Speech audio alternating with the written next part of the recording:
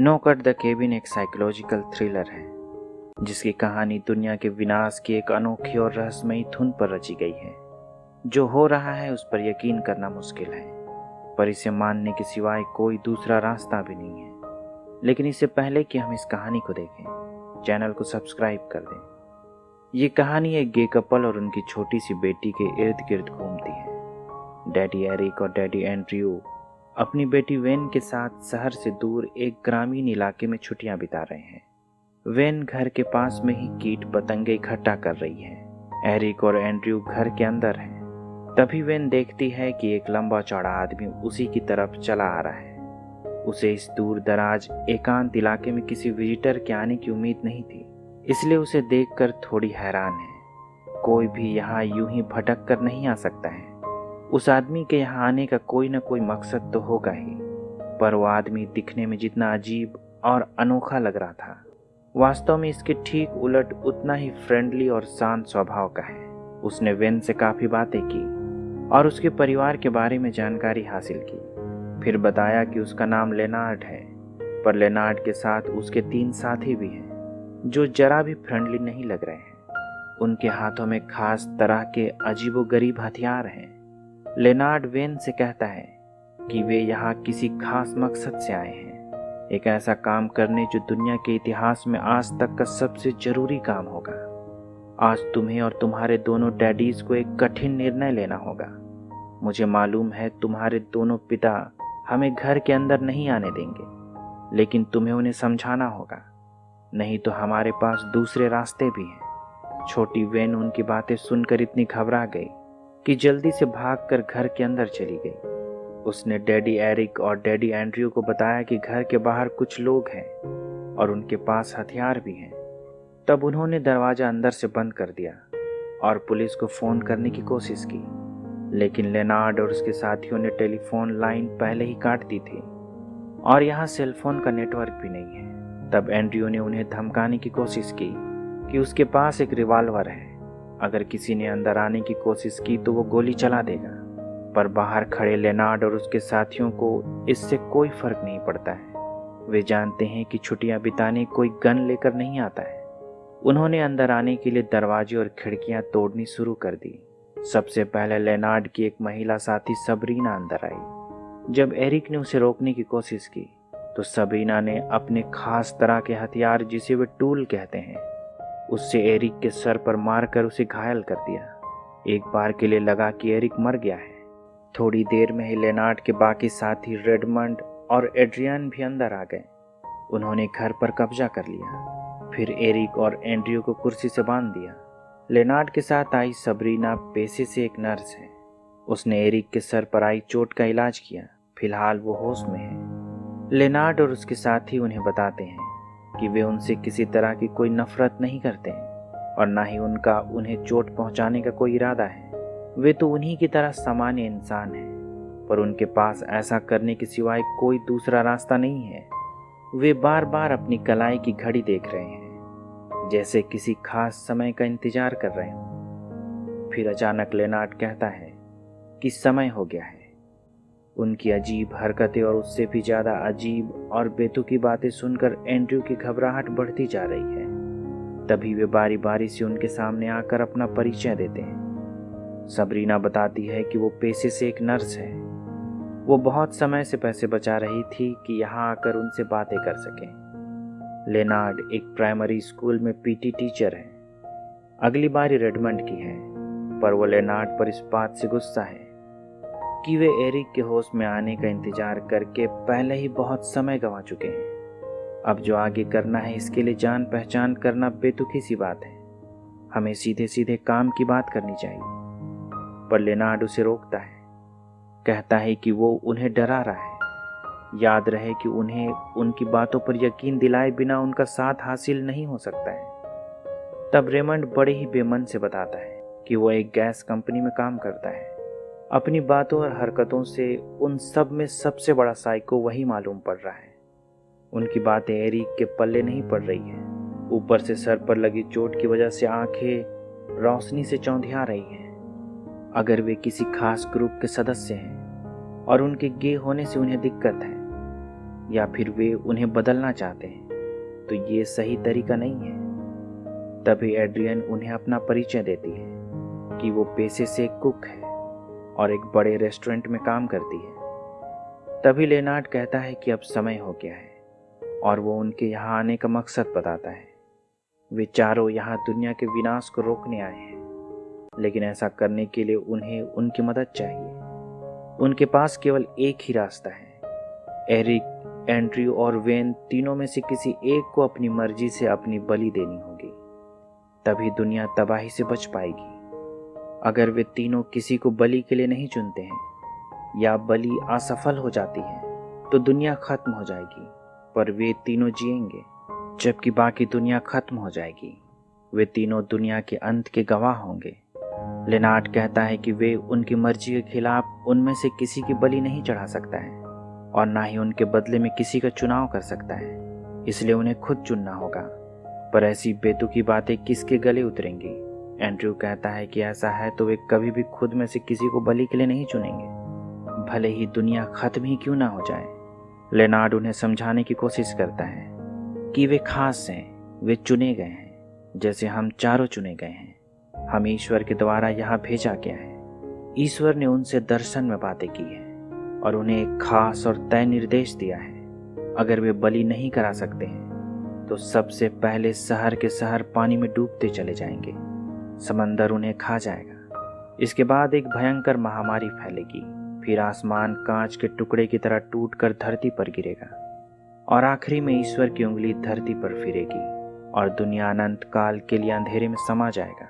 हर बार जब वे दिए गए समय के अंदर चुनाव करने से चूकेंगे, ईश्वर का कोप एक एक करके धरती पर फूटेगा। लेकिन जब एरिक और एंड्रयू इसके बाद भी अपनी बलि देने से मना कर देते हैं, वे चारों उनके नज़दीक आते हैं। लगता है जैसे वे चारों उन्हें पकड़कर मार डालेंगे, पर वे ऐसा नहीं करते हैं। उनमें से एक रेडमंड सामने आता है, घुटने के बल बैठता है, कांपते हुए एक सफ़ेद नकाब अपने चेहरे पर ओढ़ता है। फिर बाकी तीनों अपने अपने टूल से रेडमंड के सर पर जोर का वार करते हैं और उसके सर को फाड़ डालते हैं। ये सब भयानक था, किसी पागलपन की हद से भी ज़्यादा। उन्हें समझ में नहीं आया कि यहाँ क्या हो रहा है। कहीं उनका पाला किसी सुसाइड ग्रुप से तो नहीं पड़ा है? उन्होंने ऐसा क्यों किया? अपने ही साथी को क्यों मार दिया? देखकर लगता है कि वे जिस चीज से प्रेरित हैं उस पर हद से भी ज़्यादा यकीन करते हैं। थोड़ी देर में लेनार्ड ने टीवी पर न्यूज़ चैनल लगा दिया, ये दिखाने के लिए कि ईश्वर का पहला कोप धरती पर भड़क उठा है। न्यूज़ एंकर बता रहा है कि दुनिया के अलग अलग तटीय इलाकों से भयंकर सुनामी की खबरें आ रही हैं। कहीं कहीं तो लहरें 50 फीट तक ऊंची है। पर एंड्रयू को अब भी उनकी बातों पर यकीन नहीं है। टीवी में कुछ भी दिखाया जा सकता है, प्रोग्राम प्री रिकॉर्डेड हो सकते हैं, पर लगता है एरिक को उनकी बातें सच लगने लगी हैं। उसे सोचने का समय चाहिए। तभी वेन ने भागने की कोशिश की, लेकिन ऐसा करना भी बेकार था। वो पकड़ी गई। लेनार्ड कहता है कि किसी को यहाँ से जाने की इजाज़त नहीं है। माहौल रहस्य, बेचैनी और सवालों से भरा हुआ है। तभी एंड्रयू को याद आता है कि रेडमंड, जिसे उन्होंने अभी अभी मारा है, वो उसी आदमी की तरह दिखता है जिसने कुछ साल पहले उसे एक शराब खाने में बोतल से मारकर बुरी तरह घायल कर दिया था। वो समझ गया कि उन्हें टारगेट किया गया है, उनका मरना तय है। वे किसी साइको सुसाइड ग्रुप के हत्थे चढ़ गए हैं जो किसी धार्मिक भ्रम के शिकार हैं। एंड्रयू को लगता है कि वे जिस दर्शन से प्रेरित होकर यहाँ आने का दावा कर रहे हैं, अगर उसे एक बार के लिए सच मान भी लिया जाए कि सबने एक जैसा दर्शन देखा है, तब भी ये पूरी संभावना है कि जिसे वे ईश्वर का दर्शन समझते हैं महज एक सपना भर हो, जो उनके दिमाग में किसी ऑनलाइन वीडियो का इको हो, जिसे वे सारे कमाकल ईश्वर का दर्शन समझ रहे हैं। लेनार्ड दूसरी बार पूछता है कि क्या वे बलि के लिए तैयार हैं। अगर वे अब भी नहीं चुनते हैं तो नाकामी की अगली जिम्मेदारी एड्रियन को उठानी होगी। फिर ईश्वर का दूसरा कोप धरती पर आएगा। एरिक ने एड्रियन को समझाने की कोशिश की कि ऐसा कुछ नहीं होगा, उसे खुद को कुर्बान करने की जरूरत नहीं है। वो जब चाहे जा सकती है और देख सकती है कि कुछ भी नहीं हुआ, धरती जैसी की तैसी है। पर एड्रियन ने जो दर्शन देखा है उस पर यकीन करती है। वो उन्हें बलि के लिए राजी नहीं कर सकी, इसलिए अपनी जान देकर खामियाजा भुगतने के लिए तैयार है।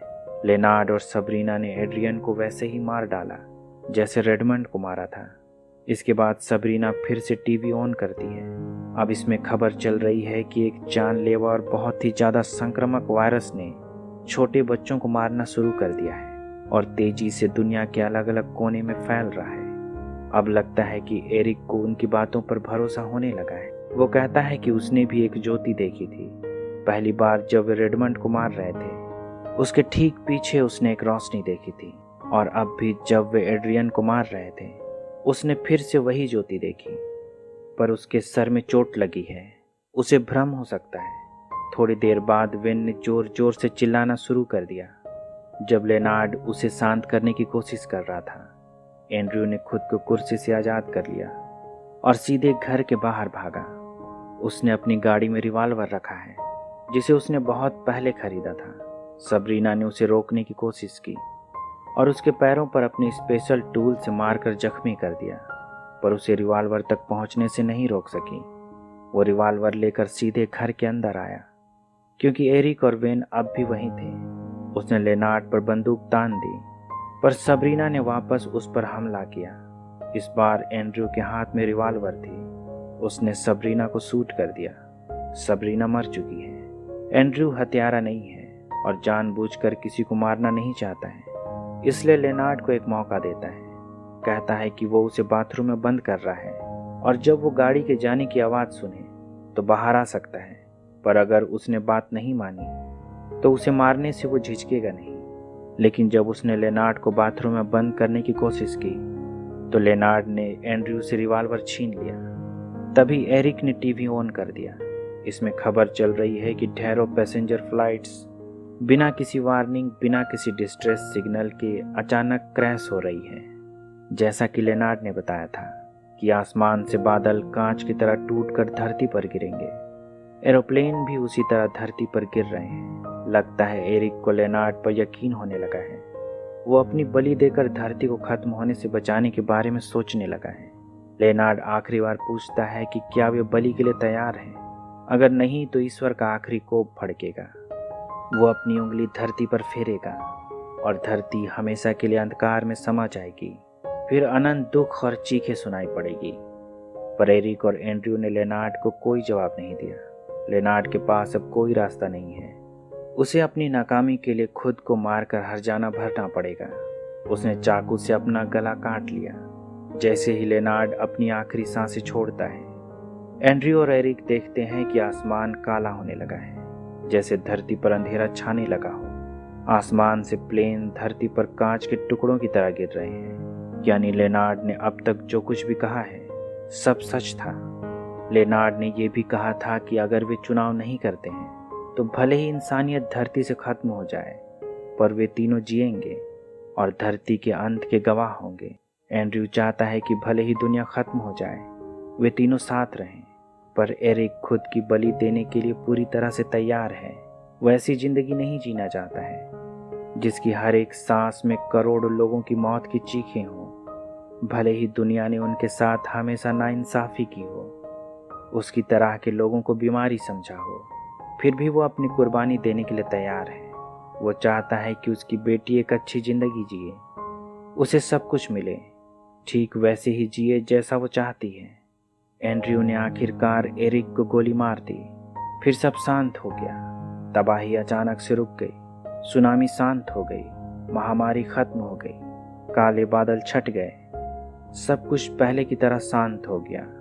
इसी के साथ एम श्यामलन की ये अजीबोगरीब कहानी खत्म हो गई। अभी तक बने रहने के लिए शुक्रिया।